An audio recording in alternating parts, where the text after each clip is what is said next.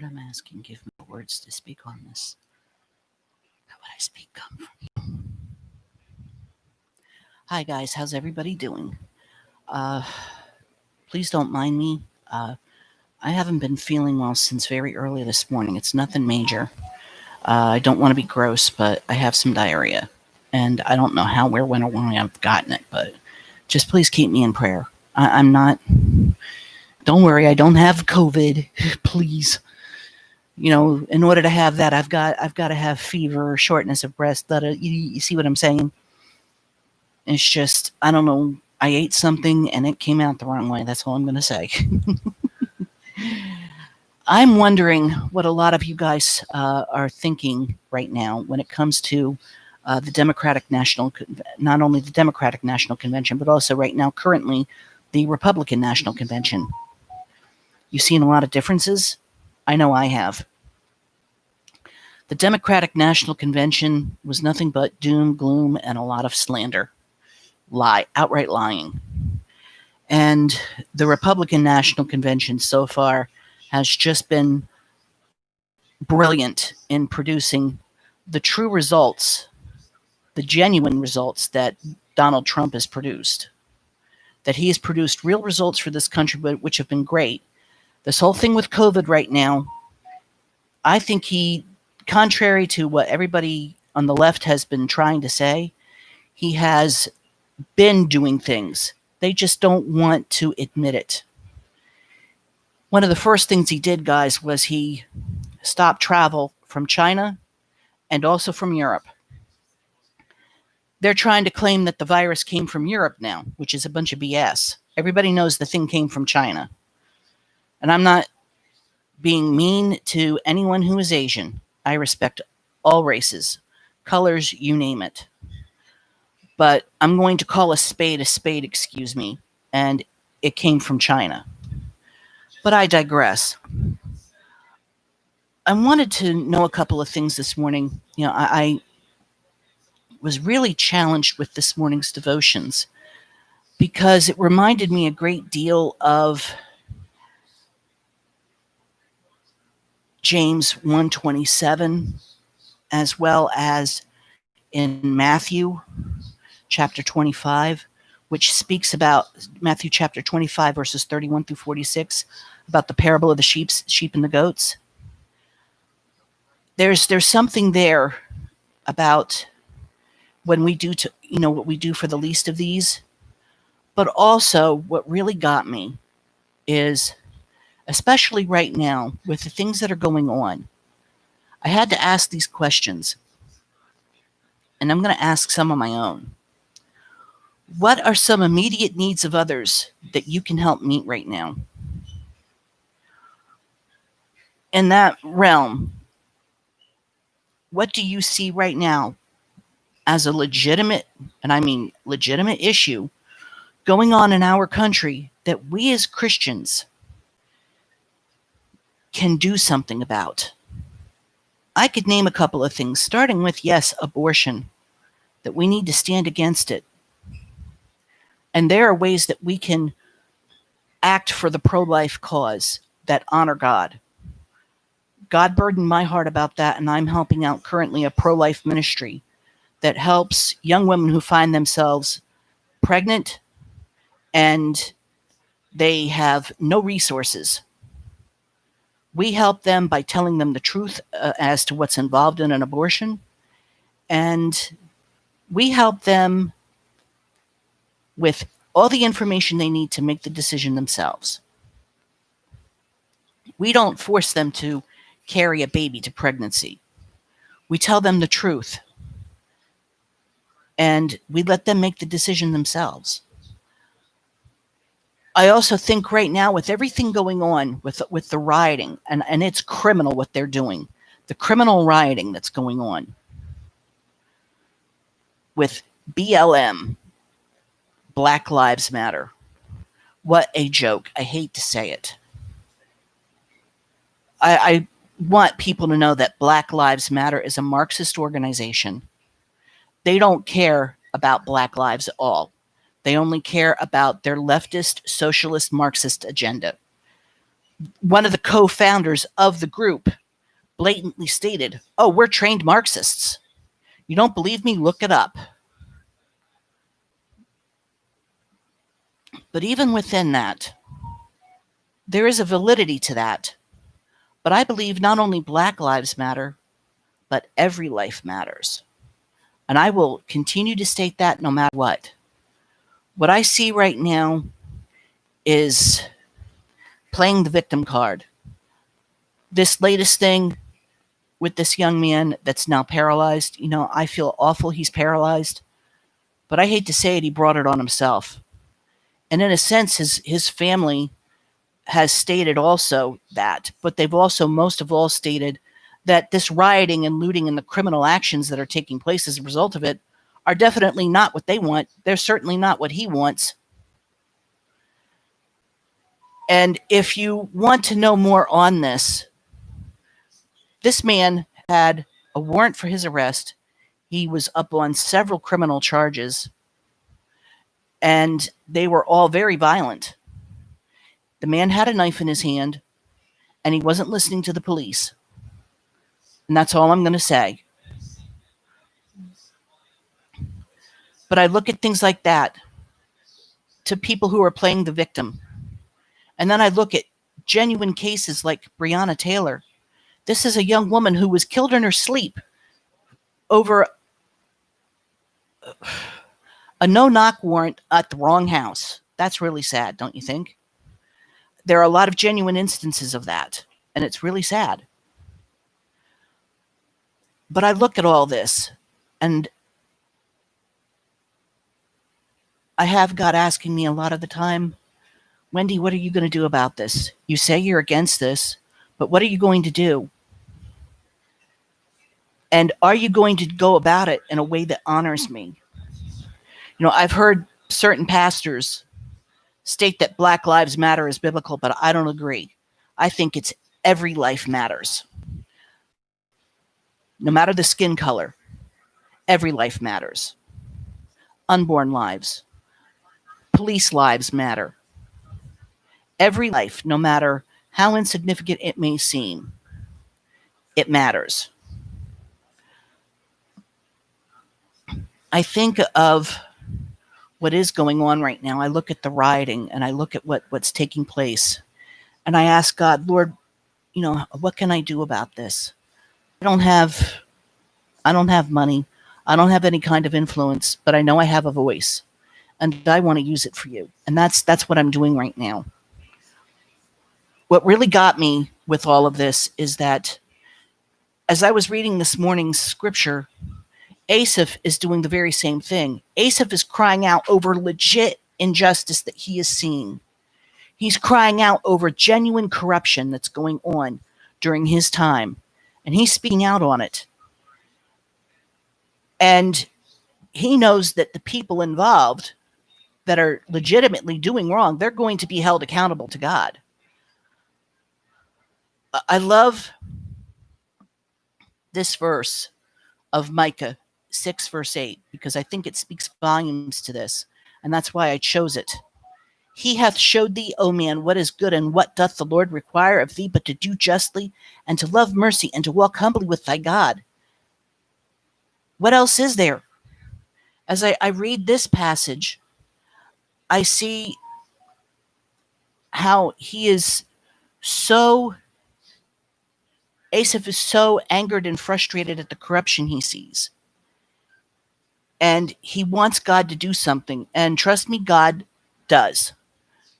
Ultimately, God does. He does things in his will, way, and timing. And I've seen things here in my town. I've seen things here where the evil plans of certain individuals here in our government, it may take a while, but it backfires on them in more ways than one. And I praise God for his justice. I know that in my own life. And I praise God for how he's granted me justice in so many different ways. And I think about this young man in this morning's devotional, Nicholas Winton. He could have gone on a skiing trip or whatever else, but he chose to get involved in this. Corrie ten Boom. This was a young woman, her and her father and her sister and their family, they stuck their necks out for the Jews. They stuck their necks out for the Jews and rescued quite a few. Yes, Corrie and Betsy and the others were arrested. And Corrie and Betsy in particular spent time in a concentration camp where Betsy died. Corrie got out. And Corrie was used mightily of the Lord to spread the message of God's love, mercy, and forgiveness, and his justice. Corrie was one of the best examples I know of in that area. I highly recommend that you check out her book, The Hiding Place, and even see the movie. It's a beautiful movie. But in each of these instances, even with Queen Esther herself, she saw the injustice being planned on her people, and she stuck her neck out to save them. That speaks volumes, in my opinion.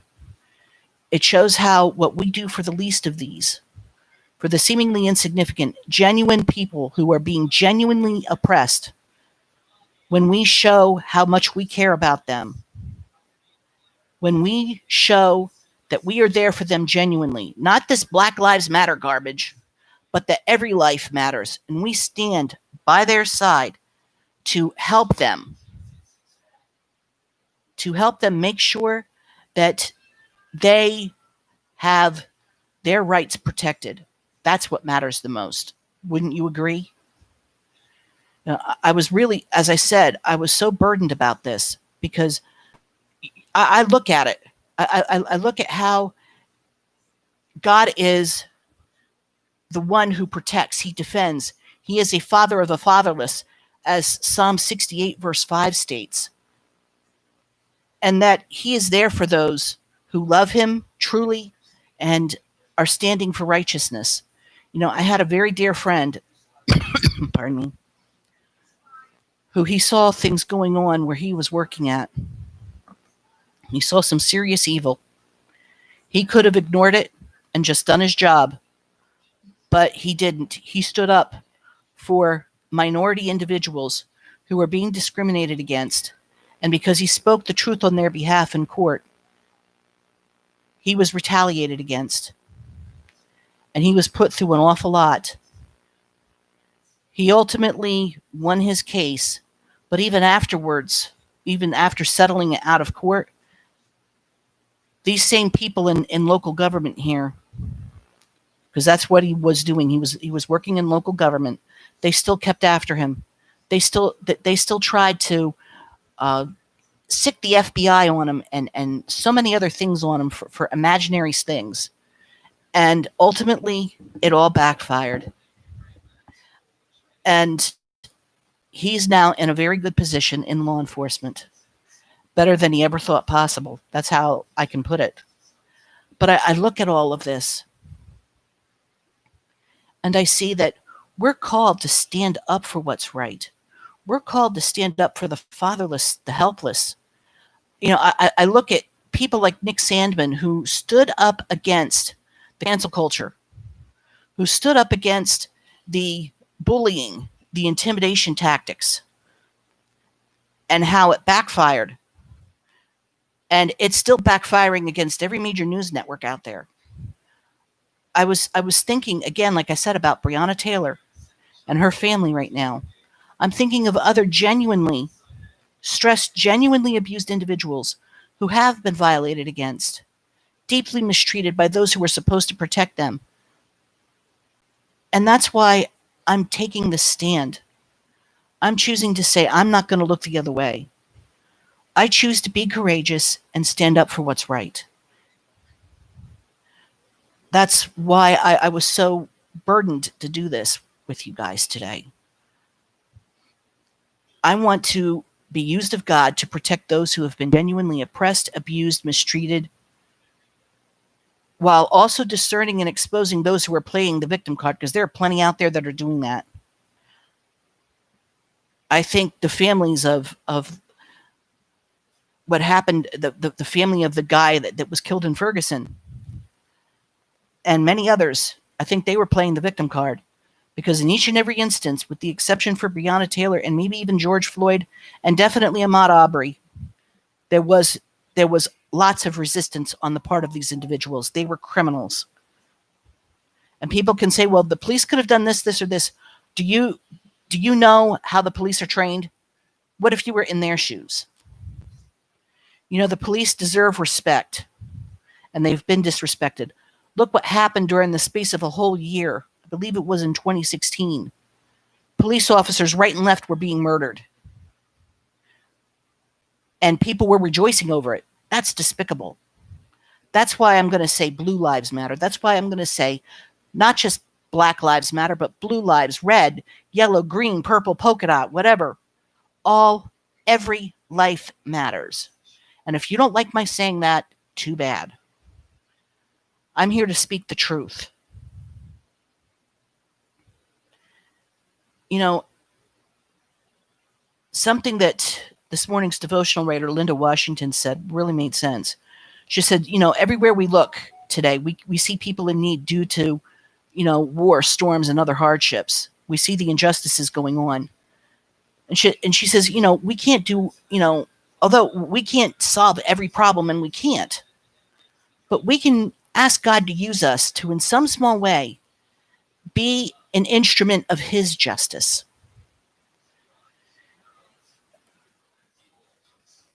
And that's why I want to challenge you today as I close this post for tonight. Remember the 2 questions I asked earlier? Or at least the first one? I want to ask these questions again. What are some immediate needs of others that you can help meet? Number 1. And how has God uniquely prepared you to rescue and care for others? I also want to ask you this.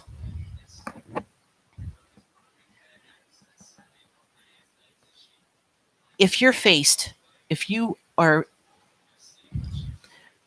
I don't want to say confronted, but if you have something staring you in the face that is injustice, and you know it's injustice, what are you going to do about it? You know it's genuine injustice. What are you going to do about it? Are you going to turn and look the other way? Are you going to say something? Don't be afraid to say it, especially if you're on the job. Don't be afraid to say, I'm not going to let this go. Say, I'm going to say something and do something about it. I really encourage you today to look around you and see what's going on in your town, in your area. Carefully research, examine, and investigate every claim of injustice before you immediately jump on the bandwagon in favor of somebody who claims to be oppressed when they really aren't. This Black Lives Matter, as I stated before, and I'll state it again, they're a Marxist organization. They started off great, but they became controlled by the left. And I don't trust them as far as I can throw them.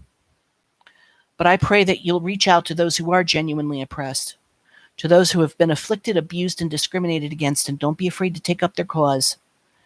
Be an encouragement to them and let them know that God fights for them, and he'll never let them down. You know, I stated in another vlog something very important. Are you paying attention to what and who's around you? I pray that you choose to reach out and encourage those who are struggling, who are being oppressed, the fatherless, the widow, the orphan, you name it. And let them know that Christ is there for them, and don't you ever ignore him. Dare to be courageous. Be willing to stand in the gap for those who can't do it for themselves. And start being willing and ready to rescue the helpless and weak. That's something I want to challenge you with today, and I pray that you'll act on it. I've got to get going. I have a whole bunch to take care of today. Please keep me in prayer. Like I said, I'm praying that whatever this is goes away. But I just ask that you please keep me in prayer. Also, I have a very good friend of mine. I can't name her. She's a fellow volunteer at the rescue. She left for Maine the other day, a couple days ago. She was in a very abusive relationship. It was mainly verbal, but she finally took a stand and left. There was a lot of danger there. I can't go into it. But she's now in Maine, and please pray for her that she can start flourishing again where she's at. She's with her family, her sons, and they're taking good care of her. Just please pray for her. And I also ask that you please pray for this Republican National Convention right now. Pray for our president. Pray for every police officer that's out there, everyone in law enforcement, and especially keep those who are in the path of this Hurricane Lara in prayer right now. I've got to get going, but I challenge you, dare to be courageous. Don't hide your head in the sand. Bye.